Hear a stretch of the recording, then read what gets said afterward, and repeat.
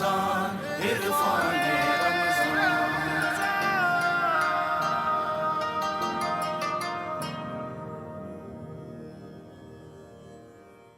سلامتی ہے ان آنکھوں پر جو ہدایت پہ نظریں جمائے بیٹھی ہیں، ان کانوں پہ جو ذکر خیر کے منتظر رہتے ہیں، اور ان قدموں پہ جو ہدایت کی راہ پہ گامزن ہیں۔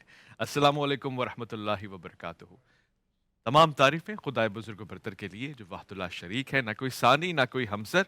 درود لا محدود محبوب رب الودود، راحت العاشقین مراد المشتاقین، حضرت محمد مصطفیٰ کریم، آپ کی آل پاک، آپ کے جانثار انصار اور اصحاب پر ضرمن۔ آپ دیکھ رہے ہیں پروگرام عرفان رمضان، یہ الف لام میم کی نشست ہے، اور میں آپ کا میزبان محمد اویس ربانی تہہ دل سے آپ کو کہتا ہوں خوش آمدید۔ اس میں کوئی شک نہیں ہے کہ اسلام ہی وہ واحد مذہب ہے جو دن میں کئی مرتبہ اس بات کا اعلان کرتا ہے آؤ فلاح کی طرف۔ فلاح انسانی اس کا مقصد بھی ہے، عنوان بھی ہے۔ قرآن کا سارا مصدر و محور انسانیت کی فلاح اور بہبود ہے، تخلیق سے لے کر روز محشر تک۔ اس نے کہا کہ چند ایسے اعمالات ہیں وہ کر لو تم بچ جاؤ گے، ورنہ تو تدریجن تم زوال کی طرف جا رہے ہو، اور اس زوال سے بچانے کے لیے ایمان لانا، اعمال صالحہ کرنا، یہ فلاح ہے۔ مگر اس کے ساتھ ساتھ جہاں آج کے دور میں فلاحی ادارے فلاحی مقاصد کو لے کے، مینیفیسٹوز کو لے کے میدان میں اترے ہیں، میں آپ کے گوش گزار کرنا چاہتا ہوں کہ پاکستان نہیں معلوم خوش قسمتی سے یا بدقسمتی سے ان تمام فلاحی اداروں کا مرکز ہے۔ یعنی خاص طور سے مڈل ایسٹ اور ان تمام علاقوں میں فلاحی ادارے اپنی ذمہ داری بھرپور طریقے سے نبھانے کے لیے میدان میں اترے ہوئے ہوتے ہیں۔ اب سوال یہ ہے کہ کیا وہ خالصتاً فلاحی مشن کو لے کے اترتے ہیں، یا اس کے پیچھے ان کے اور بھی مشنز ہوتے ہیں، یا فلاحی مشنز کو انجام دیتے دیتے کسی اور رخ میں بھی گامزن ہو جاتے ہیں۔ اور چوتھا سوال بھی آپ پوچھتے ہی رہتے ہیں کہ کیا یہ ان کی اپنی جیبوں کو بھرنے کا ایک بہانہ ہے۔ چلیں پانچویں سوال پہ بھی آ جاتے ہیں، اس سے معاشرے کو کس حد تک فائدہ پہنچ رہا ہے، اور اگر اجتماعی طور سے معاشرہ اس سے مستفید ہو رہا ہے تو پھر ناقدین کو مسئلہ کیا ہے؟ پھر اعتراض کرنے والوں کا اعتراض تو بہت ہی خفیف ہے، کمزور ہے۔ میں لہٰذا آج کے اس دن میں اس موضوع کو بہت اہم جانتا ہوں، اور میں ڈھکی چھپی بات نہیں کرتا۔ خود کراچی پاکستان میں بھی ایسے بے شمار ادارے رمضان الکریم میں میدان میں آتے ہیں، لوگوں کی خدمت کے جذبے کے تحت دسترخوان کا اہتمام کرتے ہیں، ساری اور افطاری کا انتظام ہوتا ہے، مگر اس پہ اعتراض بھی ہوتا ہے۔ تو آج دونوں باتوں کو ہم نے ترازو میں رکھ کے جاننے کی کوشش کرنی ہے۔ یوں سمجھ لیں کہ آج ہم نے شتر مرغ کا پیچھا کرنا ہے۔ آج کے اس پروگرام میں خوش آمدید کرنا چاہتا ہوں، تشریف فرمائے، بہت ہی پیارے لطیف انداز سے گفتگو فرماتے ہیں، امامے سے لے کر کردار تک چمکتا ہوا اور حسین ایک انتہائی خوشنما چہرہ ہے، اور مجھے بڑی خوشی محسوس ہوتی ہے جب آپ قرآن اور احادیث کا حوالہ دے کے گفتگو فرماتے ہیں۔ جناب قبلہ مفتی فضل سبحان صاحب، السلام علیکم۔ وعلیکم السلام ورحمۃ اللہ وبرکاتہ۔ میں خوش آمدید کرنا چاہتا ہوں، میری دائیں جانب تشریف فرمائے، بہت ہی پیارے انتہائی عمدہ انداز سے گفتگو فرماتے ہیں، کیمرے پہ بھی اور کیمرے کے علاوہ بھی ہمیشہ سے جب بھی ان سے علمی سوال پوچھا ہے بڑا گہرا مطالعہ رہتا ہے، اور ہر موضوع کے اوپر مجھے خوشی ہے، اور میں اس حوالے سے کہتا ہوں کہ ان کی جو حیثیت اس وقت پاکستان میں ہے وہ ہمارے لیے خوش قسمتی ہے۔ مفتی اعظم کی حیثیت سے گفتگو فرماتے ہیں، اور یقیناً چاہے اس بات کا ادراک آپ کریں نہ کریں، بہت گہرا جائزہ اور مطالعہ ہے الحمدللہ رب العالمین۔ پھر بھی آج ان کے ساری سے کام لیتے ہیں۔ جناب تشریف فرمائے، مفتی حنیف قریشی صاحب، السلام علیکم ورحمۃ اللہ۔ وعلیکم السلام ورحمۃ اللہ۔ میں خوش آمدید کرنا چاہتا ہوں، میری بائیں جانب تشریف فرمائے، آپ سے جتنا ہو سکتا ہے ہم علم کا کسب کرتے ہیں، سوالات پوچھتے ہیں، اور آپ بعض اوقات تو بہت ہی جامع انداز سے مختصر وقت میں جواب دیتے ہیں۔ لائیو کالز بھی آ جائیں، آپ کا ضبط، آپ کا تحمل، آپ کی برداشت بھی ایک مثالی ہمارے لیے کردار ہے۔ جناب ڈاکٹر قاری خلیل الرحمان صاحب، السلام علیکم ورحمۃ اللہ۔ وعلیکم السلام ورحمۃ اللہ وبرکاتہ۔ اور میں خوش آمدید کہنا چاہتا ہوں، مجھے آپ سے بڑی زیادہ عقیدت ہے، ہمیشہ خاص طور سے جب مسئلہ آتا ہے ایسا کہ جس پہ ان کا تعاون درکار ہوتا ہے، تحمل اور بردباری سے کام لینا ہوتا ہے، فساد سے کام لینا ہوتا ہے، ہمیشہ ہماری معاونت فرماتے ہیں۔ جناب قبلہ مفتی نوید عباسی صاحب، السلام علیکم ورحمۃ اللہ۔ وعلیکم السلام ورحمۃ اللہ وبرکاتہ۔ برصغیر پاک و ہند میں انتہائی معروف آواز، اور وہ کلام جو ان کی زبان سے ادا ہوتا ہے وہ بھی امر ہو جاتا ہے، تا حیات لوگ اس کو سننے کے خواہش مند ہوتے ہیں۔ جناب قبلہ زین سیدی صاحب، السلام علیکم ورحمۃ اللہ۔ وعلیکم السلام۔ مفتی صاحب، آپ سے گفتگو کا آغاز کرتا ہوں، فلاح و بہبود کی بات اصل معنی کیا ہے؟ رمضان الکریم میں اس کا جذبہ انتہائی بڑھ جاتا ہے، ان جذبات میں جو کثرت آ جاتی ہے اس کو ہم کیسے ہدایت کے راستے پہ رکھ سکتے ہیں؟ بسم اللہ والصلاۃ والسلام علی رسول اللہ۔ بنیادی طور پر غرباء اور مساکین کی مدد کرنا یہ قرآن مجید کی تعلیمات کا ایک مرکزی نقطہ ہے، वतावनु अलल बिर्रि वत्तक़वा वला तावनु अलल इस्मि वल उद्वान। और अल खल्क़ व अय्यालुल्लाह, ये सारी मखलूक अल्लाह ताला की पैदा करता है, और आप अगर मखलूक खुदा की खिदमत करेंगे तो आपका ये अमल अल्लाह ताला को खुश और राज़ी करने के लिए काफ़ी है। कुरान मजीद बुरान रशीद ने जहाँ दीगर इबादात पर ज़ोर दिया है, आप हैरान होंगे कि इन्फाक फ़ी सबीलिल्लाह पर बहुत ज़्यादा ज़ोर दिया गया है। और नबी पाक सल्लल्लाहु अलैहि वसल्लम ने अपने कौल से, अपने फ़ैल से और अपनी तकरीर से इस चीज़ को यकीनी बनाया है कि कोई मुसलमान दूसरे मुसलमान के करीब भूखा ना सोए। यही वजह है कि आपने अपना अमल करके दिखाया कि अगर कोई दूसरा मुसलमान उसके पेट पर एक पत्थर बांधा है तो रसूलुल्लाह के पेट पर 2 पत्थर बांधे हुए हैं।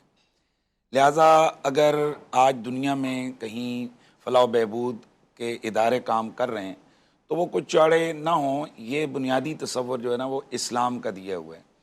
और हज़रत सईदना फ़ारूक आज़म रज़ी अल्लाह ताला अन्हु ने तो इसकी, जिसे कहते हैं ना कि हुस्न को 4 चाँद लगा दिए थे। मदीना शरीफ का वो ज़लज़ले का ज़माना हो या काहत साली का दौर हो, कि एक तरफ जहाँ पूरे शहर के अंदर रोगन ख़त्म है तो आपके लिए खाना लाया गया कि जो एक तेल के अंदर पका हुआ है, तो आपने उसको खाने से इनकार कर दिया। फरमाया कि क्या ये जितने बाकी सारे भूखे लोग हैं उनके लिए भी यही है? अर्ज़ किया गया हुज़ूर उनके लिए तो नहीं है, आपने इतने अरसे से इस तरह का मुरगन खाना नहीं खाया। तो आपने फरमाया कि उमर उस दिन इस तरह का खाना खाएगा जिस दिन बाकियों को भी यही खाना मिलेगा। और सीरत की किताबों में लिखा हुआ है कि सईदना फ़ारूक आज़म रज़ियल्लाहु ताला अन्हु इस वजह से आपकी बहुत सारी जो आंतों की और पेट की बीमारियां आपको लाहक हो गई थी। ये उन्होंने तर्ज़ हुक्मरानी भी बताया, एक इंसानी मोहब्बत के जज्बे का अंदाज़ भी बताया। आपने अपनी इंट्रो में बहुत सारी जो है ना वो बातें की हैं जो हमारे मुल्क के अंदर राइज फलाई इदारे हैं। पहली बात तो ये कि हमें शरीयत ये हुक्म देती है कि हम बदगुमानी से बचें, लेकिन ये एक तरफ नहीं है, दूसरी तरफ भी हुक्म दिया गया है कि दा मा युरीबुक इला मा ला युरीबुक, उन चीज़ों को आप छोड़ दो कि जो शक में मुब्तला करने वाली हैं, उन चीज़ों को इख्तियार करें जो शक से बाला तर हैं। तो ये जो इदारे हैं, जिस तरह आपने बताया, ये फलाह व बहबूद के तरक्की के इदारे हैं, अवामी खिदमत के इदारे हैं, बिलखुसूस ऐसे इदारे कि जो लोगों के अवामी जो डोनेशन और चंदे पर सारा डिपेंड करते हैं, उनको तो बहुत ज़्यादा एहतियात की ज़रूरत है कि वो कोई ऐसा काम ना करें कि जिस काम की वजह से उनका अच्छा काम जो है ना वो मुतासर हो और लोग उस सारे के सारे काम को मशकूक समझें। जैसे आपने वो अभी बात की है शुतुरमुर्ग के हवाले से कि जी जनाब यहाँ पर सैरियाँ हो रही हैं। हमने कल की गुफ्तगू में हमने इस बात को बड़ा वाज़े कर दिया था कि अगर आप ज़कात लेकर उससे सैरियाँ करवा रहे हैं तो ये जायज़ नहीं है, क्योंकि ज़कात के अंदर अदायगी की बुनियादी शर्त ये है कि आप अगले बंदे को मालिक बनाएं और उसके बाद वो जो अगला बंदा है वो मुस्तहिक़ ज़कात भी हो। अब यहाँ पर वो जो सैरी खाने वाले हैं, वहाँ तो कहीं भी बैनर नहीं लगा हुआ कि यहाँ सिर्फ जो है ना मुस्तहिक़ हज़रात खा सकते हैं, गरीब खा सकते हैं, बाकी जो है ना अमीर लोग यहाँ नहीं खा सकते, साहिब निसाब लोग नहीं खा सकते। तो जब ये चीज़ें इस तरह की एहतियातें मौजूद नहीं हैं तो अब डायरेक्ट यहाँ ज़कात का पैसा नहीं लगा सकते। यही वजह है कि बहुत सारे हमारी, जिस तरह मैंने कल भी हमने बात की है कि हमारी बहुत सारी बेहतियातियाँ हमारी इन तंजीमों के अंदर मौजूद हैं, जिसकी वजह से हम जैसे लोगों को बोलना पड़ता है कि यार अपनी चीज़ों को सुधारें। लेकिन हमें जैसे कि हुक्म है कि आप इसको बदगुमानी से बचें। ठीक है।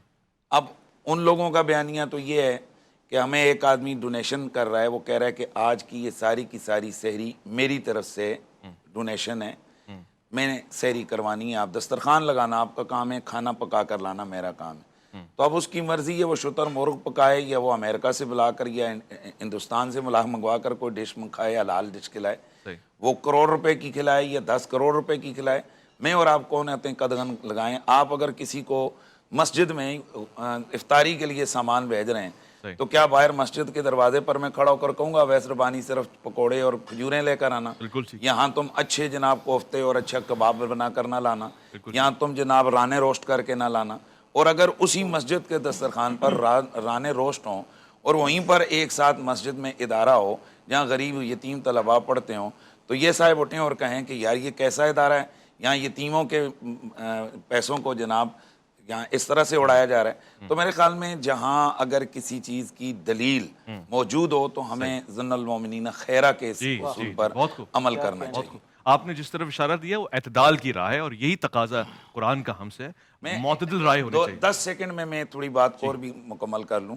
یہ تو ہو گیا ادارے والوں کا. اب وہ جو شتر مرغ کی سیری کروا رہے ہیں، ہماری ان سے گزارش ہے بھیا سیٹ صاحب، خدا کے لیے اگر آپ شتر مرغ کی سیری کروائیں گے تو جتنے پیسوں میں آپ شتر مرغ کی سیری 100 لوگوں کو کروائیں گے، آپ یقین کیجئے عام مرغ کے ساتھ اتنے پیسوں میں آپ 1000 بندے کو سیری کروا سکتے ہیں. تو کم از کم اس راستے پہ بھی چلیں. مگر وہ یہ کہہ رہے ہیں مفتی صاحب، اب ہم ان کے حوالے سے گفتگو نہیں کر رہے، ایک عمومی گفتگو کر رہے ہیں. ایک تو یہ کہ کوئی اگر خرچ کرنے والا سیٹ صاحب اگر یہ چاہتے ہیں کہ جی میرے گھر میں یہ کھانا ہے تو یہ سب کھائیں، یہ بھی ایک خواہش ہوتی ہے نا کہ ہم ایسے گھرانوں کو جانتے ہیں جو ہفتہ بلکہ مہینہ گوشت نہیں کھا پاتے، تو ان کو ایک لذیذ چیز مل رہی ہے رمضان کی بہاروں میں، اس میں اعتراض کسی کو کیا ہو سکتا ہے؟ اس طرح سے بھی تو دیکھا جا سکتا ہے. نحمدہ و نصلی علی رسولہ الکریم. دیکھیں عربی ڈکشنری میں فلاح سے بڑا کوئی لفظ کامیابی کے لیے نہیں آیا. علامہ زمخشری رحمۃ اللہ علیہ نے لکھا ہے. اسی لیے قرآن کریم نے جا بجا قد افلح من زکاہا قد افلح المؤمنون اس طرح کے صیغے استعمال کیے ہیں. اور قرآنی تعلیمات بھی ہمیں بتاتی ہے کہ موسیٰ علیہ السلام جب مدین گئے جہاں شعیب علیہ السلام کی بیٹیاں اور دیگر عورتیں پانی بھر رہی تھی، تو موسیٰ علیہ السلام نے پہلے خدمت خلق کا کام کیا، پھر اس کے بعد درخت کے نیچے گئے اور دعا مانگی ربی انی لما انزلت الی من خیر فقیر. تو صرف دعاؤں پر ہم اکتفا نہ کریں، خدمت خلق کے لیے بھی میدان عمل میں ہم اتریں. خود رسول اللہ صلی اللہ علیہ وسلم پر جب پہلی وحی آئی اور آپ نے خدیجۃ الکبریٰ رضی اللہ عنہا رفیقہ حیات سے اپنی اس پریشانی کا اظہار کیا، تو جن الفاظ کے ساتھ انہوں نے تسلی دی وہ ایک عالمی چارٹر ہے انسانیت کی خدمت کے لیے. انک لتصل الرحم تحمل الکل تقری الضیف تعین علی نوائب الحق تکسب یا تکسب المعدوم، کہ آپ صلہ رحمی کرتے ہیں، آپ بوجھ اٹھاتے ہیں، آپ کما کر دوسروں کو کھلاتے ہیں، آپ مہمان نواز ہیں، آپ لوگوں کی ضروریات کو پورا کرتے ہیں. رسول اللہ صلی اللہ علیہ وسلم کی ایک حدیث ہے، فرمایا سب سے بڑی عبادت کسی مسلمان کے دل کو خوش کرنا، تقضی عنہ دینا او تطرد عنہ جوعا. آپ نے اس کا قرض ادا کر دیا، آپ نے اس کی بھوک مٹا دی.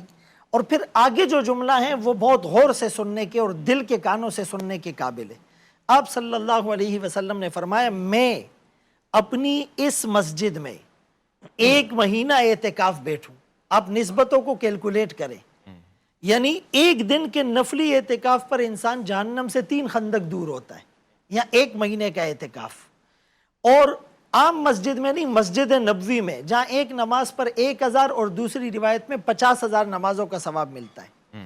اور تیسری بات، اعتکاف میں بیٹھنے والے دونوں جہانوں کے سردار آمنہ کے لال عبداللہ کے نور نظر محمد مصطفیٰ احمد مجتبیٰ صلی اللہ علیہ وآلہ وسلم، کہ میں اپنی اس مسجد میں 1 مہینہ اعتکاف بیٹھوں، اس سے زیادہ مجھے پسند ہے کہ میں مسلمان کی حاجت کو پوری کرنے کے لیے اس کے ساتھ چلوں. اللہ.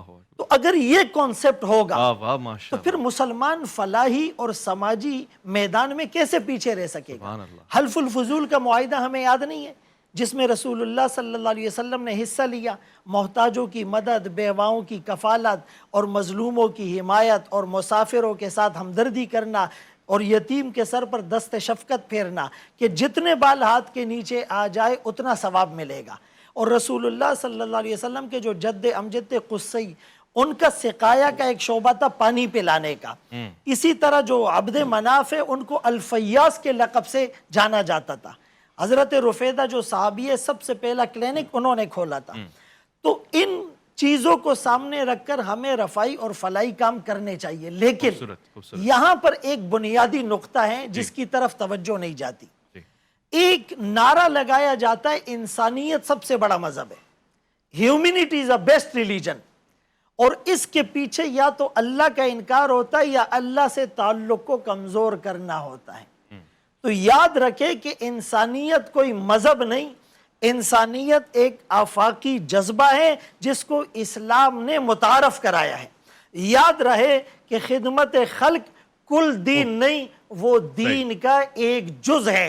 یہ باتیں جب خلفائے راشدین کے سامنے تھی تو ابو بکر صدیق رضی اللہ تعالیٰ عنہ جب خلیفہ بنے تو ایک بچی آ کر کہنے لگی اب ہمارے گھر میں دودھ کون نکالے گا؟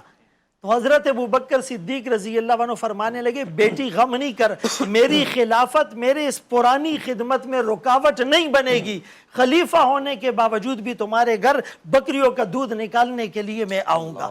حضرت عمر رضی اللہ عنہ وہ تھے جنہوں نے اپنے آپ کو امیر المومنین نہیں اجیر المومنین کہا تھا، میں تو مومنوں کا مزدور ہوں. حضرت عثمان رضی اللہ عنہ کے خزانوں کے دروازے مسلمانوں کے لیے کھل گئے تھے. کیا حضرت علی رضی اللہ عنہ کے در سے کوئی خالی ہاتھ گیا تھا؟ ان کا تو یہ فرمان تھا کہ جنت اس کی مشتاق ہوتی ہے جو خدمت میں لگا رہتا ہے. تو جب یہ تعلیمات سامنے ہوگی اور اس جذبے کے ساتھ مسلمان میدان عمل میں اتریں گے تو اللہ ان سے راضی ہوگا. اب جو آخر میں آپ نے بات کی طرف اشارہ کیا، دیکھیں مفتی صاحب کی اس بات سے ہمیں اتفاق ہے، ہم بدگمانی نہ کریں، لیکن دین کے معاملے میں مالی معاملے میں انتہائی تحقیق کی ضرورت ہے. زکوٰۃ کے اوپر کہ زکوٰۃ میری کتنی نکلتی ہے، کس کو دینی ہے، اس کا کرائیٹیریا کیا ہے، اور پھر یہ لوگوں کے پاس جو فنڈنگ آتی ہے اس کی ٹرانسپیرنسی کیوں نہیں ہوتی، اس کا آڈٹ کیوں نہیں ہوتا،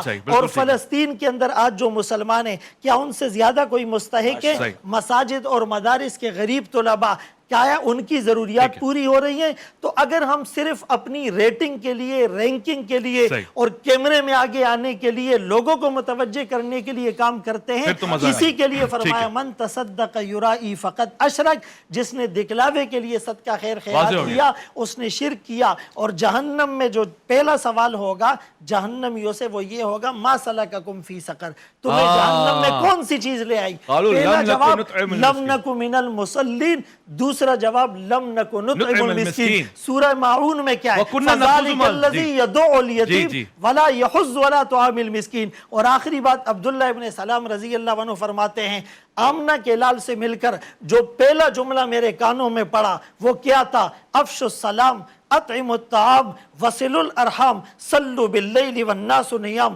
تدخلوا الجنۃ بسلام. ماشاءاللہ، خوبصورت، انتہائی لطیف. دیکھیے جب میں کہتا ہوں نا کہ قرآن سے جو بات سمجھ آ جاتی ہے اس میں اتنی لطافت اور اتنی ثقالت ہے کہ وہ دلوں پہ اثر کرتا ہے.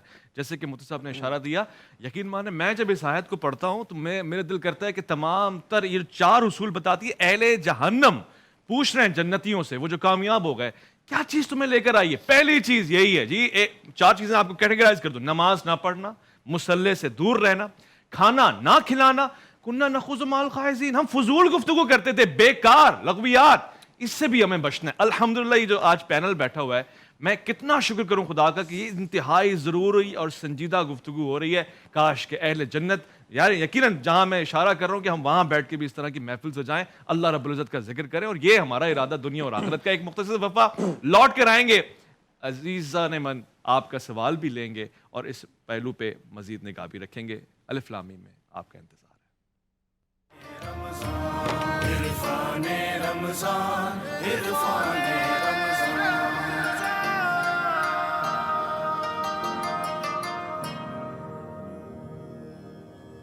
خوش آمدید. عرفان رمضان کی الف لام میم کی نشست ہے. الف لام میم سال کے 12 مہینے پروگرام جمعہ، ہفتہ اتوار شام 5:05 پہ نشر ہوتا ہے. بالکل ہو یہی ٹائم ہوتا ہے جب اس وقت آپ پروگرام دیکھ رہے ہیں. رمضان میں اس کی بہاروں میں اضافہ ہوتا ہے، اس کی رونق کی دوبالا ہو جاتی ہے. علماء کرام کثرت سے پروگرام میں تشریف فرما ہوتے ہیں اور اس جلوہ افروزی سے میں مستفید ہوتا ہوں، آپ مستفید ہوتے ہیں. آپ کالز فرماتے ہیں، کالز آپ کی اس پہ بھی آ رہی ہیں، ٹیبلٹ پہ بھی آ رہی ہیں. کوشش کریں کہ جو نمبر آپ کو دیا ہے کال کا اس پہ کال کریں، مگر اب سے کچھ دیر بعد ڈاکٹر صاحب سے میں نے گفتگو کرنی ہے آج کے موضوع عنوان کے حوالے سے. ڈاکٹر صاحب، فلاح سے مراد کیا ہے؟ فلاحی اداروں کا کردار کیا ہونا چاہیے؟ مثبت ترین رائے اس پہ پیش فرمائیں. فلاح کا تو ماشاءاللہ دونوں حضرات نے بڑی اچھی تفصیل بیان کر دی، لیکن عموماً جو قرآن مجید نے اصطلاحیں استعمال کی ہیں اس میں فلاح دنیا سے ہٹ کر بھی آخرت کی زندگی کے لیے بھی اس میں ایک حصہ رکھا ہے. اور اسی طرح قرآن مجید میں یہ بھی جو کہا ہے نا کہ قد افلح المؤمنون الذین هم فی صلاتہم خاشعون، یہ جو فلاح ہے یہ ساری کی ساری فلاح آخرت ہی کے حصے میں ہے۔ نمازوں میں ڈرنا، اس کا فائدہ بھی اب یہاں دنیا میں بندہ ڈرے گا، لیکن پھل اس کا ثمرہ جو ہے اللہ رب العالمین اس کو آخرت میں دے گا۔ اسی طرح ایک جگہ اللہ رب العالمین نے یوں بھی فرمایا فمن زحزح عن النار وادخل الجنہ فقد فاز۔ فلاح کا اردو میں ہم ایک معنی کامیابی بھی کرتے ہیں، اور اللہ نے اس بات کی یوں بھی وضاحت کی کہ اصل کامیابی بنگلے بنانا، سڑکیں بنانا، گلیاں بنانا، گھروں میں فریج لے آنا، کارپیٹ بچھا دینا، رنگ روغن کر لینا، کچے مکان سے نکل کے پکے میں آ جانا، یہ دنیا جس کو کامیابی سمجھتی ہے، اللہ نے کہا میں اس کو کامیابی نہیں سمجھتا۔ اللہ کے ہاں جو کامیابی کا معیار ہے وہ الگ ہے۔ اب وہ صرف دو ہی چیزیں اللہ نے بتائی، فمن زحزح عن النار، کسی بندے نے دنیا میں رہ کر خود کو یعنی دوزخ کو اپنے اوپر حرام کر لیا، اپنے اعمال سے، اپنے کردار سے، اپنے عقائد سے، اللہ کو راضی کر کے، اللہ کو خوش کر کے، اور جنت کا حقدار بنا دیا۔ صحیح۔ دنیا میں بھلے اس کا جھونپڑی تھی، اس کے جھگی تھی، اس کا کچھ تھا، کوئی نوکر چاکر نہیں تھے، سارے کام گھر کے خود کرتا تھا، لیکن دوزخ سے خود کو بچا گیا اور جنت کا حقدار خود کو بنا گیا، فقد فاز، فرمایا یہ ہے کامیاب۔ سبحان اللہ۔ تو ہمیں جتنے بھی یہ فلاحی ادارے ہیں وہ یہ بھی کوشش کریں کہ ہم اپنی عاقبت بھی سنواریں، صرف لوگوں کی گلیاں نہ بنائیں، دسترخوان وسیع نہ کریں، بلکہ عاقبت بھی سنواریں۔ اور اللہ تبارک و تعالیٰ نے کہ رسول نے یہ فرمایا کہ اللہ عون العبد، اللہ تعالیٰ اس بندے کی مدد کرتا ہے، معاونت کرتا ہے، ما کانا، جو شخص ما کان العبد فی عون اخی، کہ جو بندہ اپنے مسلمان بھائی کی مدد میں لگا رہتا ہے۔ جیسے مثال کے طور میرا بھی کام تھا، پڑا ہوا ہے، پینڈنگ میں ہے، آپ میرے پاس آ گئے، آپ نے کہا قاری صاحب ایک ایسا کام ہے جو آپ کے جانے سے ہو جائے گا۔ اب میں اپنا کام بھی مجھے یاد ہے، لیکن میں چھوڑ رہا ہوں، چلو یار ایک مسلمان بھائی میرے پاس آیا ہے، میں چلا گیا۔ اللہ تعالیٰ کہتا ہے جب یہ بندہ وہاں چلا گیا اس کا کام کرنے کے لیے، اس کا کام جو پینڈنگ میں پڑا تھا نا وہ میں اپنے فضل سے کر دیتا۔ سبحان اللہ۔ یہ یعنی اللہ رب العالمین کا احسان ہے۔ اور دوسری بات یہ، اس میں مسئولیت بڑی ہے۔ یہ جو فلاحی ادارے جتنے بھی کام کر رہے ہیں اس میں مسئولیت بڑی ہے، قوم کا پیسہ ہے۔ ایک ہے میں ذاتی پیسہ کسی چیز پہ لگا رہا ہوں، ایک یہ ہے قوم کا پیسہ ہے۔ نبی کریم صلی اللہ علیہ وسلم خیبر کی جنگ میں جب خیبر فتح ہو گیا اور آپ بیٹھے تھے تو بیٹھنے کے بعد آپ کو ایک شخص کے بارے میں مبارکباد دی گئی، حمیجن لہو شہادہ، کہ اللہ کے رسول آپ کو مبارک ہو فلاں شخص کی شہادت۔ خیبر میں، سوری وہ خیبر کے بعد ایک جنگ تھی، خیبر کا واقعہ اس کے اندر ہے، وہ ابھی آئے گا۔ تو خیبر کے بعد ایک جنگ تھی، آپ کو مبارکباد دی گئی کہ حمیجن لہو شہادہ، فلاں شخص کی شہادت آپ قبول کریں۔ آپ نے فرمایا مجھے اس شخص کی شہادت کی مبارکباد دیتے ہو جو دوزخ کی چادر میں لپٹا ہوا ہے۔ صحابہ حیران ہو گئے، چونکہ آنکھوں سے دیکھ کر آئے تھے کہ اسے زخم کھاتے ہوئے، سب کچھ کرتے ہوئے اور شہید ہوتے ہوئے، صحابہ سارے ڈر گئے۔ تو آپ نے فرمایا خیبر کے موقع پر جب مال غنیمت سمیٹا جانے لگا، یہ شخص بھاگا، اس کو ایک چادر پسند آئی اس مال غنیمت میں سے۔ جیسے باقی ساتھیوں نے اپنا سامان جو بھی اٹھایا تھا بیت المال میں آ کے جمع کرایا، پھر امیر جو ہے اس کو تقسیم کرتا ہے، تو اس نے اس کو تقسیم اس لیے یعنی جمع نہیں کرایا کہ ہو سکتا ہے اللہ کے رسول مجھے نہ دیں، کسی اور کو دے دیں، کسی اور کے حصے میں آ جائے، اور مجھے اس کی ضرورت ہے اور میں مجاہد بھی ہوں، لڑا بھی ہوں، تو اس نے خود ہی اپنا اسے حق سمجھ کے اسے رکھ لیا۔ اللہ کے رسول نے فرمایا آج جب وہ مرا ہے نا، آج اللہ تعالیٰ نے اسی چادر کو دوزخ کی آگ کی چادر بنا کر اس کے اوپر لپیٹ دیا۔ اللہ اکبر۔ اور اسی مجلس میں ایک شخص بیٹھا ہے اور وہ کھڑا ہوا، روتے ہوئے کھڑا ہوا، جیب میں ہاتھ ڈالا، اس کے جیب کے اندر سے 2 تسمے نکلے جوتے کے 2 تسمے۔ اس کی حیثیت ہماری نظر میں حیثیت ہی کیا ہے؟ اس نے جو اس کی حالت سنی نا تو اس کا دل لرز گیا، کانپ گیا، اور روتے ہوئے کہا اللہ کے رسول یہ 2 تسمے بھی میں نے اسی جنگ میں سے اٹھائے تھے، آپ قبول کیجیے۔ آپ نے فرمایا لم اقبلها، میں یہ تجھ سے ہرگز قبول نہیں کروں گا حتیٰ تأتی بہما یوم القیامہ، یہاں تک کہ دو تسموں کو لے کر تو قیامت والے دن اللہ کے دربار میں آئے گا، اب تیرے سے وہی باتیں ہوں گی۔ قاری صاحب انتہائی سنجیدہ پیغام جا رہا ہے، بالکل سنجیدہ اور میں پیغام۔ پوچھ بھی لوں ایک بار، خیبری ایک تو صحابی رسول تھے وہ، جی، دوسرا خیبر میں شریک تھے، بے شک۔ پھر اگلی جنگ میں شہید ہو گئے، شہید ہو گئے، جہنم میں چادر لپٹی ہوئی ہے۔ صرف خیانت کی وجہ سے، صرف خیانت کی وجہ سے۔ میرا کہنے کا مقصد یہ ہے کہ مسئولیت کا صحابی پہ جہنم کی یہی میں اس پہ تو سوال پوچھ رہا ہوں، نہیں میں سمولی- حیران ہوں، یہ واقعہ بھی صحیح ہے آپ بتا رہے ہیں۔ اب وہ تو دیکھیے، ایک شخص ایمان قبول کرتا ہے، ایمان قبول کرتا ہے، زیارت بھی کی اور وہ فوت بھی ہو گیا، لیکن صحابی کے لیے صرف رسول کی زیارت اور ایمان شرط نہیں ہے، یہ بھی شرط ہے کہ وہ فوت بھی حالت ایمان میں ہوا ہو۔ جب اللہ کا رسول کہہ رہا کہ اس پر دوزخ کی آگ کی چادر لپٹی ہوئی ہے، صرف اس خیانت کی وجہ سے۔ ظاہر بات ہے جو ظاہر ہے وہ خیانت ہے، ظاہر خیانت ہے۔ صحابی کا صرف زیارت کرنا کافی نہیں ہے، اس ایمان کی حالت میں اپنے اختتامی وقت پر برقرار رہنا۔ ٹھیک ہو گیا، میں مفتی صاحب آپ کی طرف آتا ہوں، ہمارا موضوع فلاح و بہبود ابھی ہے۔ تھوڑی سی دو منٹ کی جی۔ بات، میری بات بڑی جلدی کاٹ دی جاتی ہے۔ نہیں کاٹی قاری صاحب، کیا ہو گیا؟ دیکھیے میں حیران ہو گیا آپ کی بات سے، سنبھال نہیں پا رہا ہوں۔ نتیجہ اصل میں صحابی رسول کا معاملہ ہے، نتیجہ اور میں یہ نکالنا چاہ رہا تھا کہ یہ جو قومی پیسہ ہوتا ہے نا، یہ بڑا مسئولیت کا اور ذمہ داری والا کام ہوتا ہے۔ تو جتنے بھی یہ اس کام پر مامور ہیں، ان کو اس حدیث کی روشنی میں ڈرنا چاہیے اور اپنا خیال کرنا چاہیے کہ وہ اس طرح کے کام کریں تو اس میں احتیاط کا پہلو رکھیں، خیانت کا پہلو اس کے اندر نہ آئے، تاکہ غریبوں کا حق وہ نہ مارے۔ ٹھیک، واضح ہو گیا۔ موضوع پر رہتے ہوئے میں مفتی نوید عباسی صاحب آپ کی طرف آ جاؤں تاکہ بات بھی کلیئر ہو جائے کہ کوئی، ہم تو یہ نعرے بھی سنتے ہیں ہر صحابی نبی جنتی جنتی، اب اس پیراہے میں اس کو کیسے جسٹیفائی کریں گے؟ اور پھر وہ بات بھی صحیح ہے کہ خیانت تو نہیں ہو سکتی، یعنی مال میں مسئولیت کتنی زیادہ، یہ بھی ایک اہم بات ہے۔ نحمد رسول علی رسولہ الکریم، اما بعد، بسم اللہ الرحمن الرحیم۔ اگر آپ کے پاس وقت ہو، چونکہ روزانہ میں تو 2-3 منٹ بات کرتا ہوں، اور میں یہ سمجھ رہا تھا آن ایئر اس لیے بات کر رہا ہوں کہ شاید مجھے ویسے بلا لیا، 1 سال پہلے ٹائم لیا اور ویسے بلا لیا کہ بھئی توجہ نہیں دینی، تو پھر کوئی بات نہیں، اگر آپ وقت دیتے ہیں تو پھر میں بات کرتا ہوں۔ گزارش یہ ہے کہ یہ جو صحابہ کرام رضوان اللہ تعالیٰ علیہم اجمعین کا معاملہ ہے نا، یہ بڑے، ہم اولیاء اللہ پر بھی چڑھ دوڑتے ہیں، صحابہ پر بھی چڑھائی کر دیتے ہیں۔ صحابہ کرام رضوان اللہ تعالیٰ علیہم اجمعین کے ہمارے اصولیین متکلمین نے باقاعدہ تعریف کی ہے کہ صحابی کون ہے۔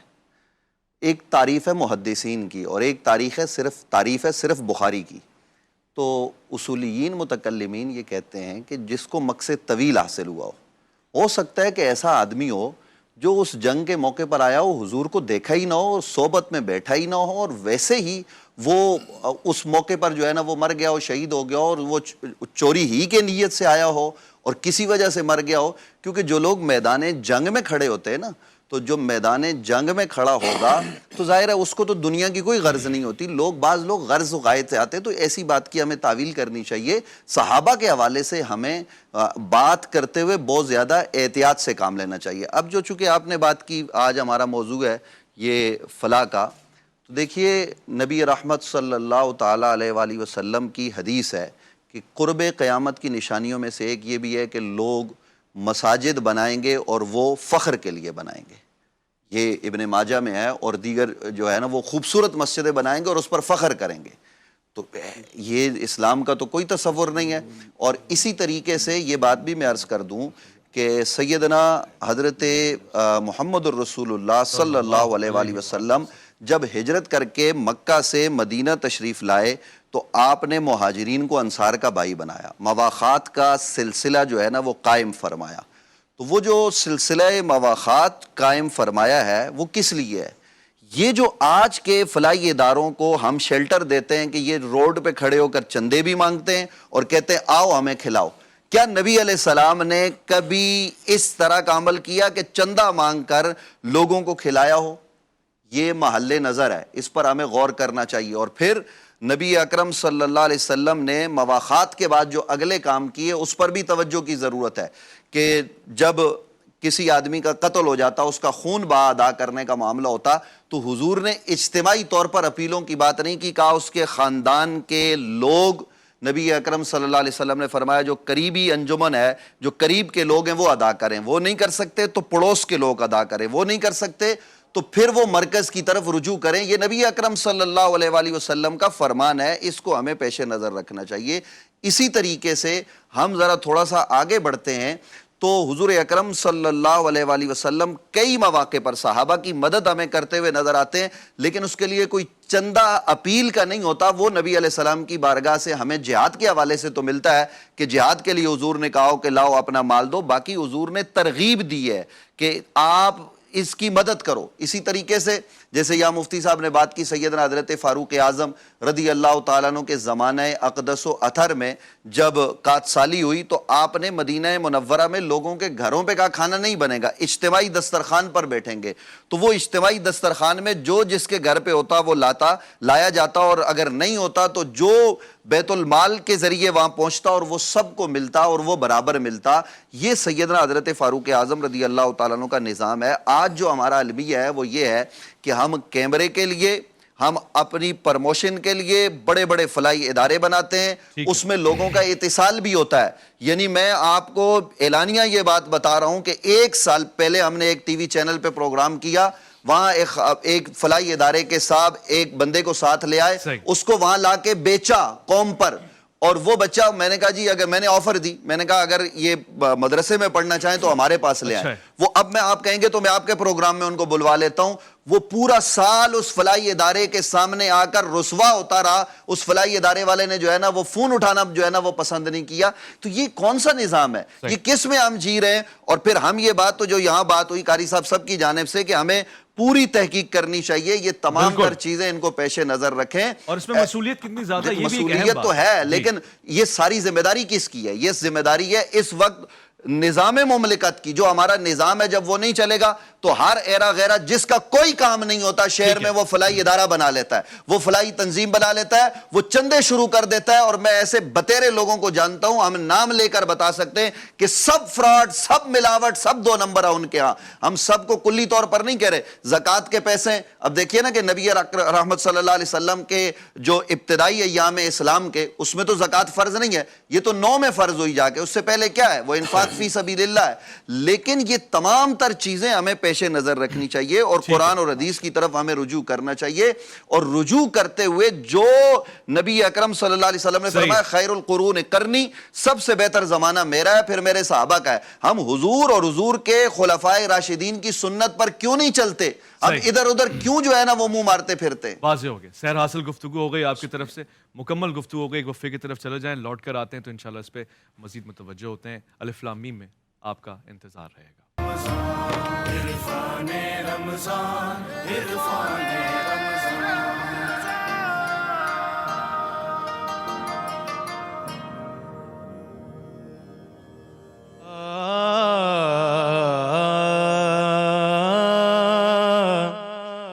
میرے آقا کے جو منظور نظر ہوتے ہیں ان کے قدموں میں شہنشاہوں کے سر ہوتے ہیں۔ میرے آقا کے جو منظور نظر ہوتے ہیں، اور جس جگہ ہوتا ہے سرکار کا ذکر انور، یہ یقین رکھو کہ سرکار ادھر ہوتے ہیں۔ یہ یقین رکھو کہ سرکار ادھر ہوتے ہیں۔ اور رب نے حیدر کو چنا حضرت زہرا کے لیے، رب نے حیدر کو چنا حضرت زہرا کے لیے ایسی دلہن ایسی دلہن ہے ایسی دلہن ہو تو پھر ایسے ہی بر ہوتے ہیں ایسی دلہن ہو تو پھر ایسے ہی بر ہوتے ہیں ایسی دلہن. اور شعر سنیے کہ نانا ایسا ہو تو ہوتے ہیں نواسے سے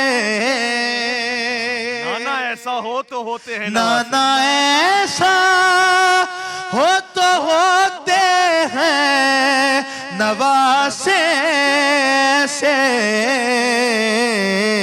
ارے ایسی مادر ہو تو پھر ایسے پسر ہوتے ہیں ایسی مادر ایسی مادر ایسی مادر ہو تو پھر ایسے پسر ہوتے ہیں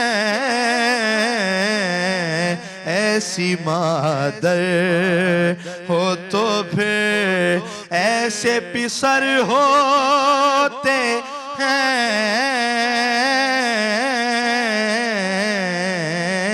ایسی مادر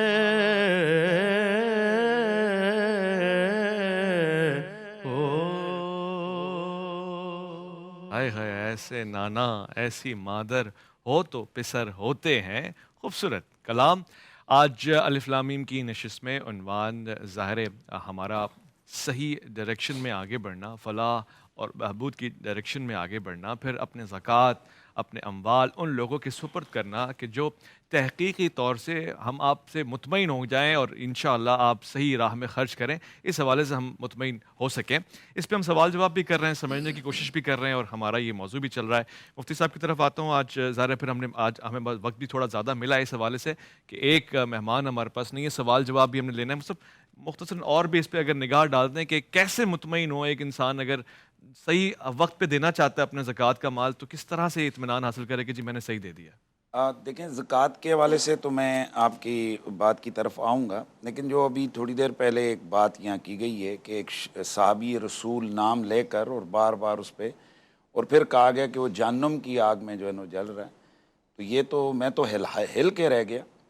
جس وقت آپ اولیاء کی بے ادبیوں اور گستاخیوں پہ جائیں تو پھر نتیجہ اس کا یہاں تک جاتا ہے کہ پھر بندہ صحابہ کے لیے بھی بے دھڑک بولتا ہے. تو آپ نے اور نہیں پڑھی وہ حدیث؟ اگر ہو کہ جی روایتیں میں نے کل کیا کہا تھا کہ کتابوں کے بطون میں روایتیں مختلف قسم کی ہوتی ہیں. یہ علماء کا کام ہے وہ کس چیز کو عوام کے سامنے اٹھا کر پیش کر رہے ہیں. اب مجھے بتائیں کہ جو لوگ صحابہ کرام کے بغضی ہیں، صحابہ کرام کے بے ادب ہیں، ان کے لیے آپ دفاع کر سکتے ہیں کہ آپ کی کتابوں میں لکھا ہے کہ صحابی جہنم میں چلا گیا ہے؟ استغفر اللہ.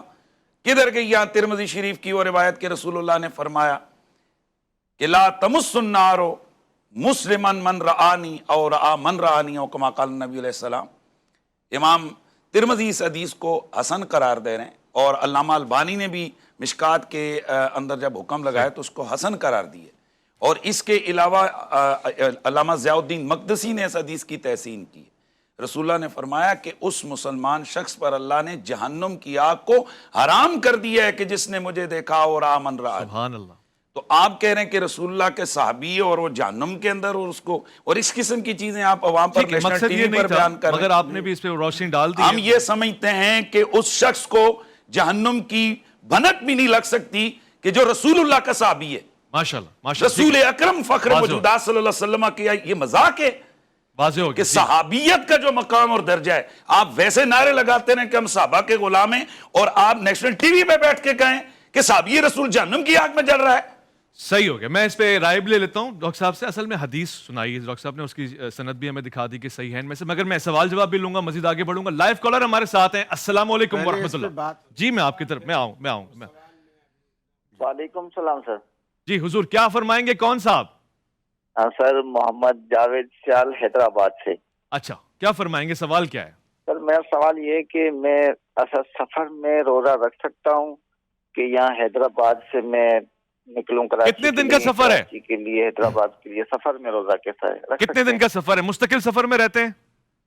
नहीं मुस्तविक नहीं, मैं बीच पे मतलब कि 27 रमजान को मुझे जाना है, फिर 28 को वापसी आना है।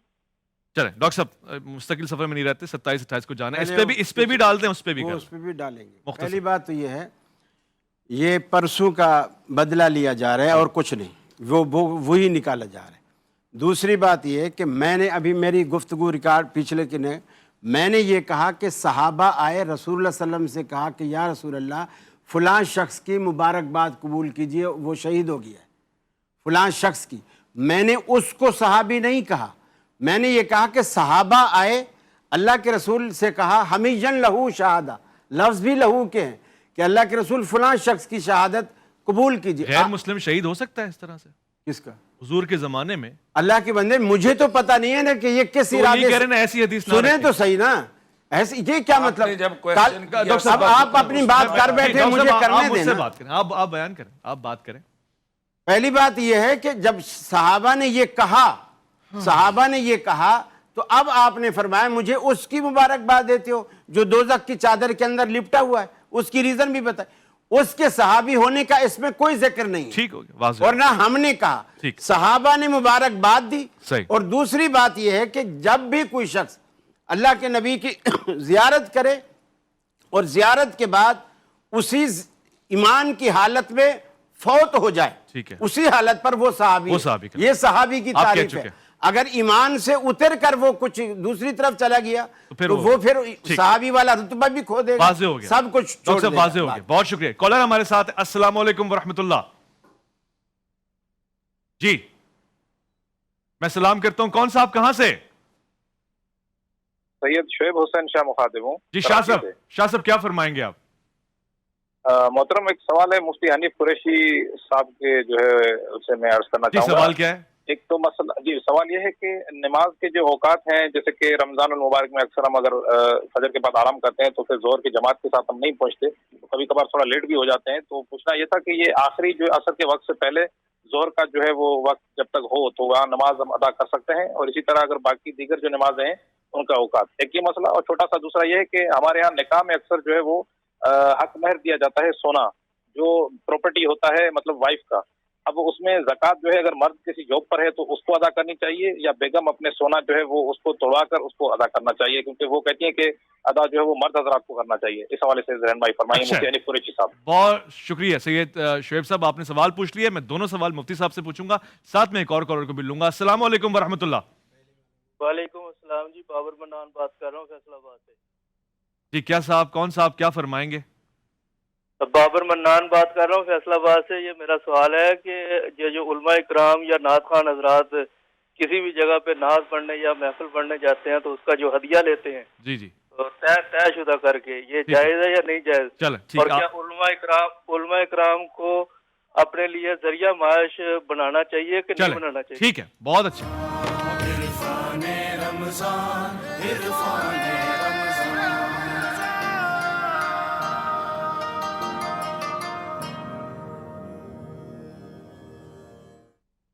खुश आमदेद। अलिफ लाम मीम की नशर सजी हुई है। इरफान रमज़ान हमारी रमज़ान नशरियात का नाम है। 2019 में GTV ने ये रमज़ान नशरियात पहली दफ़ा की। आपका इतना अच्छा फीडबैक आया और उसके बाद हमारे हौसले बढ़ते गए। अल्हम्दुलिल्लाह रब्बिल आलमीन 2024 में बैठे हुए हैं।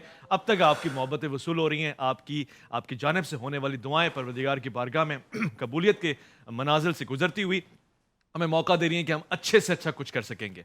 आपके सवालात आ रहे हैं, वो इंतहाई अहम है। मैं माजरत चाहता हूँ, कभी कभार वक्त की इतनी कमी होती है कि हमें कुछ ना कुछ वफ़ा, ब्रेक या इस तरह के सिलसिले में अजान की तरफ जाना पड़ता है ना, दिल नहीं करता एक पल के लिए भी। कुछ इसके लिए भी दुआ करें, सूरत हाल बेहतर हो जाएगी। आपने सवालात पूछे, मुफ्ती नवीद अब्बासी साहब की तरफ मैं आता हूँ। सवालात 3-4 हमारे पास जमा हो गए। एक सफ़र के हवाले से था कि कराची से हैदराबाद का सफ़र करते हैं, उस पर ज़रा जवाब दे दीजिएगा। फिर हक महर और ज़कात वाला सवाल। देखिए, गुजारिश ये है कि जो सफ़र है वो कराची से हैदराबाद को या कोई भी शरई सफ़र हो, वो तकरीबन 48-49 मील जो 93-94 किलोमीटर के हिसाब से है। तो अगर आप उस सफ़र के इरादे से अपने घर से निकलें और सुबह सफ़र आपने सहरी करने के वक्त शुरू किया है या सहरी नहीं की, تو تب تو آپ اس میں روزہ جو ہے نا وہ توڑ سکتے ہیں، لیکن بہتر یہی ہے کہ روزہ آپ نہ چھوڑیں، روزہ رکھیں۔ اور یہ جو غلط فہمی ہمارے یہاں ہو جاتی ہے کہ اب میں دن کو دل کیا، بعض یہ ہمارے یہاں ہو رہا ہے یہ اس معاشرے میں کہ حیدرآباد سے دل کیا 2 بجے کی جی میں کراچی کے لیے، تو وہ روزہ نہیں رکھتے، تو یہ نامناسب ہے اور اس پر گناہ ملے گا، ایسا نہیں کرنا چاہیے، روزہ ہمیں رکھنا چاہیے۔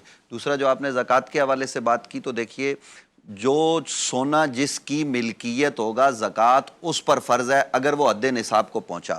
اگر وہ خاتون کی ملک میں ہے تو وہ خاتون ہی ادا کرے گی، وہ اس کی مالک ہے، نہ یہ کہ شوہر۔ ہاں شوہر اپنے ادا کرنے کے لیے خاتون خانہ کو پیسے دیتا ہے، اس کے پاس کوئی اور ذریعہ نہیں ہے اور وہ سونا اپنا کام نہیں کرنا ہی چاہتی، اس کو اپنا سونا محبوب ہے، تو وہ شوہر اس کو جو پیسے دیتا ہے وہ اس میں سے یا کسی طریقے سے یا اس کی طرف سے وہ ادا کرنا چاہتا ہے، تو اس میں کوئی حرج کی بات۔ ٹھیک ہے، واضح ہو گیا۔ میرے خیال ہے سعودی عرب سے ہمارے پاس ایک کال ہے۔ السلام علیکم ورحمۃ اللہ۔ وعلیکم السلام سر، شہباز بات کر رہا ہوں سعودیہ سے، جیزان سے۔ ماشاء اللہ ماشاء اللہ، وعلیکم السلام حضور، کیسے مزاج ہیں آپ؟ انتہائی مقدس سرزمین میں اور وہاں ہمارا سلام بھی پہنچے، کیا سوال پوچھیں گے؟ میرا مفتی فضل سبحانی سے کوشچن تھا کہ مولا علی کو مشکل کشا کیوں کہتے ہیں، اور قاری حر الرحمان بھی تھوڑی سی رہنمائی فرما دیجیے کہ غیر اللہ کو پکارنا۔ جی ٹھیک ہو گیا، فضل سبحان، مفتی فضل سبحان صاحب سے سوال انہوں نے پوچھا ہے کہ مولا علی کو مشکل کشا کیوں کہتے ہیں۔ بسم اللہ الرحمن الرحیم۔ دیکھیں بنیادی اعتبار تو نیت کا ہوتا ہے، اور اللہ کے سوا جتنی بھی ہستیاں ہیں وہ اللہ کی اجازت سے، اللہ کی عطا سے، اللہ کی چاہت سے تو وہ مشکلوں کو بھی حل کر سکتی ہے، مصیبتوں کو بھی دور کر سکتی ہے۔ رسول اللہ صلی اللہ علیہ وسلم کے بارے میں بھی قرآن کریم میں یہ فرمایا ہے۔ لیکن ایک آدمی کا عقیدہ یہ ہو کہ جیسے اللہ مشکل کشا ہے نعوذ باللہ، ویسے ہی حضرت علی رضی اللہ عنہ یا کوئی نبی یا کوئی صحابی، یعنی اللہ کی اجازت اور اذن کے بغیر۔ عیسیٰ علیہ السلام دیکھیں نبی ہے، کیا کہتے ہیں؟ ابرئ الاکمہ والابرص واحیی الموتى باذن اللہ، باذنی، باذن اللہ۔ اس کا مطلب کیا ہے کہ یہ جو ایک معاشرے کے اندر کانسیپٹ پھیل گیا، اور بعض ایسے فرقے بھی ہیں جو حضرت علی رضی اللہ عنہ کو خدا گردانتے ہیں، خدا سمجھتے ہیں، تو اس موقع پر ہمارے ایسے جملے کہنے سے ان کو شے تو نہیں مل رہی، ان کے غلط عقیدے کو تقویت تو نہیں مل رہی، اور لوگ توحید سے دور تو نہیں ہو رہے۔ تو اس نیت کے ساتھ اگر کہیں گے بالکل گناہ حرام ہے، ویسے ہی آپ کسی عام آدمی کو بھی کہو کہ اس نے میری مشکل آسان کر دی، اس نے میری مشکل حل کر دی، وہ ٹھیک ہے۔ دیکھیں اعتدال اسے کہتے ہیں، میں اس میں آپ کی تائید کرتا ہوں کہ بہت معتدل انداز سے آپ نے گفتگو فرمائی کہ عام طور سے مسلمان جو مشکل کشا کہتے ہیں وہ ان معنوں میں کہتے ہیں، تو اس میں کوئی مشکل نہیں ہے، آپ تو عام آدمی کے لیے بھی کہتے ہیں، اور ان معنوں میں کسی بھی طور سے اجازت نہیں ہے، جواز ہی نہیں ہے، واضح ہو گیا۔ کالر ہمارے ساتھ ہیں، السلام علیکم۔ وعلیکم السلام جی حضور۔ سب سے پہلے تو میں آپ کو مبارکباد پیش کرتا ہوں کہ آپ اتنا اچھا پروگرام کر رہے ہیں۔ اس سے پہلے یہ بول پر ہوتا تھا، لیکن آپ نے ان تمام صحابہ جو بھی مقرر حضرات ہیں، مفتیان ہیں، مولوی حضرات ہیں، ان کو آپ نے بلایا جو کہ بہت اچھے سوال اور جواب کرتے ہیں، اس سے بڑی خوشی ہوتی ہے۔ اللہ تعالیٰ آپ کو جزائے خیر دے۔ جزاک اللہ۔ میرا سوال یہ ہے کہ وہاں پر مسجد نبوی اور خانہ کعبہ میں کچھ لوگ کہتے ہیں کہ وہاں پر امام کے پیچھے نماز نہیں پڑھنی چاہیے، اس کے بارے میں علماء کرام کیا فرمائیں گے؟ دوسرا میرا سوال ہے کہ ایک رفاعی ادارہ ہے کراچی کا جس میں کمپیوٹر کی تعلیم بھی دی جاتی ہے، اور مطلب یہ کہ وہاں پر سروس بھی ادا بھی ہوتی ہے، لیکن وہاں پر افسوسناک بات یہ ہے کہ وہاں پر دوسرے مسلک کے لوگ اگر جاتے ہیں تو ان کو یہ دونوں چیزیں نہیں دی جاتی، نہ وہاں پر تعلیم دی جاتی ہے اور نہ وہاں پر ان کو ملازمت دی جاتی ہے۔ پیارے بھائی بہت شکریہ، صحیح واضح ہو گیا۔ مفتی صاحب پہلے والے سوال کا جواب مل جائے کہ خانہ کعبہ میں یا حرمین شریفین میں جا رہے ہیں اور وہاں نماز سب پڑھیں گے نا جماعت کے ساتھ؟ دیکھیں سارے لوگ، سارے مسلمان جو حج اور عمرے کے لیے تشریف لے جاتے ہیں تو وہ بالکل وہاں نماز پڑھتے ہیں۔ معاملہ جو بعض اوقات ہوتا ہے، جس طرح وہاں حنبلی المسلک امام ہیں تو بہت ساری فقہی اختلافات کی وجہ سے بعض اوقات عام لوگوں کو مسائل کا علم نہیں ہوتا۔ جس طرح اب شافعی مسلک ہے اور ہم حنفی ہیں، تو شافعیوں کے نزدیک اگر خون نکلتا ہے تو وضو نہیں ٹوٹتا، ہمارے نزدیک ٹوٹ جاتا ہے۔ تو اب اس احتیاط کی وجہ سے بعض اوقات کیا جاتا ہے کہ بھائی جو آگے شافعی مسلک والا ہے کیا پتہ اس کا وضو نہ ہو اور ہم اس کے پیچھے نماز پڑھیں، جبکہ ہمارے نزدیک تو اس کا وضو نہیں ہے، اس کے نزدیک ہے وقت کا بھی، اور وہی میں آ رہا ہوں۔ اور اسی طرح جو حرم شریف کے اندر جو وہ عصر کی نماز پڑھتے ہیں تو وہ اس وقت ادا کرتے ہیں کہ جب وہ نماز کا ٹائم ہی نہیں ہوتا ہے، کے نزدیک نہیں ہوتی نماز، تو اس لیے ہم وہاں ہوں تب بھی ہم باجماعت پڑھ ہی نہیں سکتے ہیں، ٹھیک ہے. کوئی بھی میرے تو خیال میں کوئی حنفی وہاں یہ اگر وہ احتیاطاً ادب میں وہ پڑھتا بھی ہے تو اس کی وہ نماز نفلی ہوگی, اس کی وہ فرضی نماز تو ہے نہیں. قاری صاحب اسی سوال کا باقی دوسرا اس پہلو میں عرض کر دوں, باقی کسی امام, جیسے اس دن ہماری بات ہوئی ہے کہ کسی امام کی اقتداء میں نماز پڑھنا وہ کسی مسلک کے ساتھ خاص نہیں ہے. کوئی بھی ایسا امام ہے جس کے بارے میں آپ کی نظریے کہ اس کا عقیدہ ٹھیک نہیں ہے تو وہ چاہے کعبے میں بھی پڑھائے تو نماز نہیں ہوتی. اس کا دوسرا پہلو بھی دیکھتے ہیں ڈاکٹر صاحب. کوئی حنفی امام کھڑا ہوا ہے دیوبندی یا بریلوی, اور فرض کر لیں امام کعبہ وہی ہے, تو اس کے پیچھے آپ نماز پڑھ لیں گے نا؟ پہلی بات یہ ہے ڈاکٹر صاحب کہ یہ ان کا متفقہ مسئلہ ہے کہ چاروں مسلک برحق ہیں. اس برحق کا کیا مطلب ہے؟ میری اگر اس کے پیچھے نماز ہی نہیں ہوتی تو وہ کیسا برحق ہے؟ وہ میرے پیچھے نماز نہیں پڑھتا, میں اس کے پیچھے نماز نہیں پڑھتا, اس کا وضو نہیں ہے, اس کا فلاں نہیں ہے, اس کا کپڑا ٹھیک نہیں ہے, اس کا فلاں مسئلہ ٹھیک نہیں, تو برحق کے معنی کیا ہے؟ کہ جب ہم کہہ رہے ہیں کہ پبلک کو, عوام کو بتا رہے ہیں کہ چاروں مذہب برحق ہیں, جس کے پیچھے بھی لگ جاؤ ٹھیک ہے. اچھا, ہم جیسے رفع الیدین کرتے, ہم سے لوگ مناظرہ کریں گے کہ تمہاری رفع الیدین غلط ہے, لیکن ہم علی سے مناظرہ نہیں کریں گے چونکہ ٹھیک ہے وہ امام احمد بن حنبل کی وجہ سے کرتا ہے. یعنی رسول اللہ کی وجہ سے کرو تو مناظرہ کرو, یہ ناجائز ہے, وہ بھی رسول اللہ اور امام کی وجہ سے کرو تو وہ ٹھیک ہے, چونکہ وہ چار مسلک ہیں, ہم مسلک سے باہر ہیں. اچھا صحیح, میں فلسفہ ہی عجیب ہے جو ہماری سمجھ سے باہر. آپ کی رائے کیا ہے اس کے سوال کا جواب؟ میں نے رائے دے دی. اگر حنفی امام کھڑا تو پیچھے نماز پڑھ لیں گے آپ؟ یہ وہی بات جو انہوں نے کہی, اگر عقیدہ صحیح ہے ٹھیک ہے, اس امام وہی بات ہے نا پھر بات. اگر عقیدہ غلط ہے صحیح تو اہل حدیث بھی پڑھائے تو نہیں ہوتی. بہت اچھے. اور عقیدہ صحیح ہے تو کوئی بھی پڑھائے اس کے پیچھے نماز. زندہ باد. کالر بھی لے لوں صاحب. ایک دو باتیں, ایک عقیدہ صحیح ہو ٹھیک ہے, اور دوسرا نماز سنت کے مطابق. ٹھیک ہے جی. السلام علیکم ورحمۃ اللہ. کون صاحب فرمائیے, جلدی سوال رکھیے. کون صاحب؟ السلام, سالم بات کر رہا ہوں سر حیدرآباد سے. جی جی, کیا فرمائیں گے؟ تمام عالموں کو سلام. انسپیکٹر طارق خلیل صاحب کو بہت دعائیں, اور اللہ نے دکھایا ہمیں ہم پر رہتے. سوال یہ تھا کہ عقیقے کے حوالے سے بتائیں کہ کیا فرض ہے, سنت ہے یا واجب ہے؟ کس کے حوالے سے آواز کم آئی ہے؟ عقیقے کے حوالے سے. عقیقے. بہت اچھے طریقے سے آپ نے سوال پوچھا. پہلے تمام علماء کو آپ نے سلامتی کی دعا دی, صحت کی دعا دی, بہت اچھا لگا مجھے. عقیقے کے حوالے سے سوال پوچھا. بات کرتا ہوں, ایک بات عرض کر دوں کہ جو ائمہ ہے نا ہمارے یہاں, جو برحق ہم کہتے ہیں, وہ برحق اس معنی ہے کہ یہ امام ہے, اگر کوئی آدمی اس کی تقلید کرتا ہے تو بالکل ٹھیک ہے, اس پر کوئی فتویٰ نہیں ہے. جو امام اعظم کی تقلید کر رہا ہے وہ اب ظاہر ہے کہ جو آگے کے احکام اور مسائل ہیں وہ وہی آدمی سمجھ سکتا ہے جو کسی امام کے پیچھے چلے. جو کسی کے پیچھے نہ چلے اس کو یہ مسائل سمجھ میں نہیں آئیں گے صاحب. یہ بات ہے, یہ عرض ہے. اب جو مسائل سوال میں آئے ہیں اس کا ذرا جواب. حقیقہ جو ہے نا یہ نبی اکرم صلی اللہ علیہ وآلہ وسلم کی سنت سے ثابت ہے, کرنا چاہیے. اور روایات میں یہ ہے کہ بچے کے لیے آپ 2 بکرے ذبح کریں تیسرے دن, 7ویں دن, جو کیا گیا ہے. اور اگر کوئی آدمی نہیں کر سکا تو بعد میں بھی کر لے تو یہ بھی ہو جاتا ہے. یعنی وہ عمر کے 60 سال اس نے گزار لی اور اپنا عقیقہ کرنا چاہتا ہے تو وہ کر سکتا ہے, اس میں کوئی عرض کی بات. بہت خوب, بہت خوب. جی السلام علیکم ورحمۃ اللہ وبرکاتہ. کون صاحب؟ وعلیکم السلام. وہی ربانی صاحب کیسے ہیں؟ یحییٰ بات کر رہا ہوں. ہاں یحییٰ صاحب, میں ٹھیک ہوں الحمدللہ. آپ بتائیے. الحمدللہ ماشاءاللہ, آپ بڑے دانش مندی سے پروگرام چلا رہے ہیں. اللہ کا بڑا شکر ہے کہ بہت بہترین گلدستہ آپ نے پیش کیا, بڑے تدبر سے سب جواب آپ سنتے بھی ہیں اور ہم بھی سیکھتے ہیں. علماء حضرات اللہ ان کے کرام کو بلند کرے. آمین. میرا سوال 2 ہے میرے. ایک تو ایک میرا سوال یہ کہ مسجدوں میں آج کل ظاہر ایک جو لوگ شرعی عذر جن کے پاس ہے وہ تو صحیح کرسیاں لگا کے بیٹھ جاتے ہیں, لیکن اب اتنی کرسیوں کی تعداد بڑھتی جا رہی ہے, ایک عجیب ماحول ہو رہا ہے. ہمارے مولانا صاحب بھی اس کے بارے میں اکثر کہتے ہیں کہ بھائی ذرا ہی تکلیف اور کرسی نہ استعمال کریں. تو یہ کیا کنڈیشن ہے کرسی استعمال کرنے کی؟ اچھا سوال. یہ ایک سوال. دوسرا سوال میرا یہ ہے کہ ہم تراویح پہ پڑھنے جاتے ہیں, تراویح ظاہر بات ہے ہر ایک کی اپنی اسپیڈ ہوتی ہے. کیا یہ کوئی تعین ہو سکتا ہے کہ اتنی ایک سپارہ اتنی دیر میں پڑھا جائے گا تو وہ سمجھ میں آ سکے گا؟ تعین کا ہونا بہت ضروری ہے. شکریہ یحییٰ, سمجھ میں کچھ نہیں آتا. شکریہ یحییٰ. فضل سبحان صاحب کی طرف آتا ہوں. یہ دونوں سوال اچھے ہیں. دیکھیں جی, پہلا سوال تو یہ ہے کہ شریعت میں جو نماز کا حکم ہے وہ کھڑے ہو کر ہے. ایک آدمی قیام پر قادر نہیں ہے تو پھر اس کے لیے بیماری کی وجہ سے رخصت ہے کہ وہ بیٹھ کر پڑھے. بیٹھ کر نہیں پڑھ سکتا لیٹ کر پڑھے, لیٹ کر نہیں پڑھ سکتا اشارے سے پڑھے. اچھا, کچھ لوگ عام روٹین میں زمین پر بیٹھتے ہیں لیکن مسجد میں نماز کے لیے وہ زمین پر نہیں بیٹھتے, اور لگتا ایسا ہے کہ کرسیوں کا فیشن بن چکا ہے. یعنی پہلے 5 کرسیاں ہوتی ہیں, آپ 6 لا کے اور رکھ دیں وہ بھی بھر جاتی ہے, اگر آپ 50 بھی رکھیں گے تو وہ بھر جائے گی. تو علماء نے لکھا ہے کہ جو زیادہ احوط طریقہ ہے وہ یہ کہ جتنا ممکن ہو زمین پر پاؤں بے شک آگے کر دے، جیسے بھی پھیلا دے، زمین پر پڑے، لیکن ایک آدمی زمین پر بیٹھنے پر قادر بھی نہیں ہے، گھٹنوں کا مسئلہ ہے اور کسی صورت اس کے پاس دوسرا آپشن نہیں، پھر وہ کرسی پر نماز پڑھ سکتا ہے۔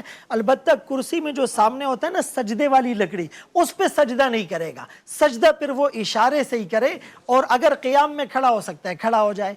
دوسرا جہاں تک مسئلہ ہے تراویح کے اندر قرآن پڑھنے کا، تو دیکھیں ایک پاکستانی قاری قرآن پڑھا رہا ہے اور ایک عرب اس کے پیچھے سن رہا ہے، بعد میں وہ اس سے کہنے لگا کہ تمہیں یہ حق کس نے دیا، تم ہماری کتاب اللہ کی کتاب کے ساتھ کھیلو۔ رب قاری القرآن والقرآن یلعن، بہت سے لوگ قرآن پڑھتے ہیں قرآن لعنت کرتا ہے۔ اٹ مینز کہ کوئی میری کتاب میری بولی میرے سامنے غلط پڑھے مجھے کتنا برا لگے گا، اللہ کی کتاب کو غلط پڑھنا۔ رتل القرآن ترتیلا ای جود القرآن تجویدا فقرؤوا ما تیسر من، اور امام جزری رحمۃ اللہ علیہ نے لکھا والاخذ بالتجوید حتم اللازم من لم یجود القرآن فانہ آثم، جو قرآن تجوید سے نہیں پڑھتا وہ گناہ گار ہے۔ تو ایسی جگہ پڑھے کہ پڑھنے والے کو بھی سمجھ میں آئے میں کیا پڑھ رہا ہوں، اور کم از کم سننے والے کو سمجھ میں آئے یہ کیا پڑھا جا رہا ہے۔ زبر زیر کا اور وقف کا ان مدات کا خیال رکھے۔ اب ایک سوا سپارہ جو ہے نا وہ تقریباً 1 سے سوا گھنٹے میں یہ نارمل پڑھا جاتا ہے، اس سے اگر جلدی پڑھیں گے تو شاید رعایت رکھنا مشکل۔ بہت خوب، اور اگر آپ کے بس میں یاسین مسجد میں جا کے مفتی فضل سبحان صاحب کے پیچھے پڑھیں اور آپ کو یہی باتیں جو کہہ رہے ہیں وہ کر کے بھی دکھائیں گے۔ سوال ہمارے ساتھ ایک لیں گے پھر جواب ہم ذرا کچھ وقفے کے بعد دیں گے۔ کون صاحب کہاں سے کیا فرمائیں گے؟ السلام علیکم۔ وعلیکم السلام۔ دور کون صاحب، کیا نام؟ محمد نعیم ملتان سے۔ ارے واہ، اولیاء کی سرزمین سے سوال آ رہا ہے، کیا سوال ہے؟ سر سوال یہ ہے کہ ہم گھر میں خیر و برکت کے لیے نا کوئی اچھا وظیفہ پوچھنا چاہتے ہیں۔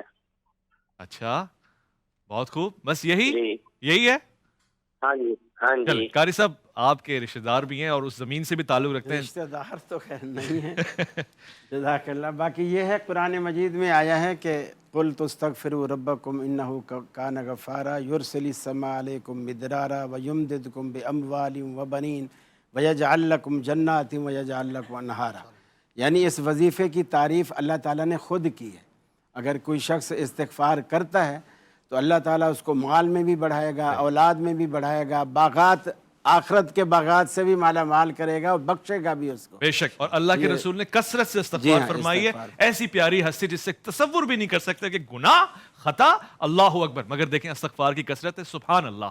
ایک مختصر وقفہ ہے، لوٹ کر آئیں گے، دسترخوان پہ آپ ہمیں پائیں گے، الف لام میم میں آپ کا انتظار رہے گا۔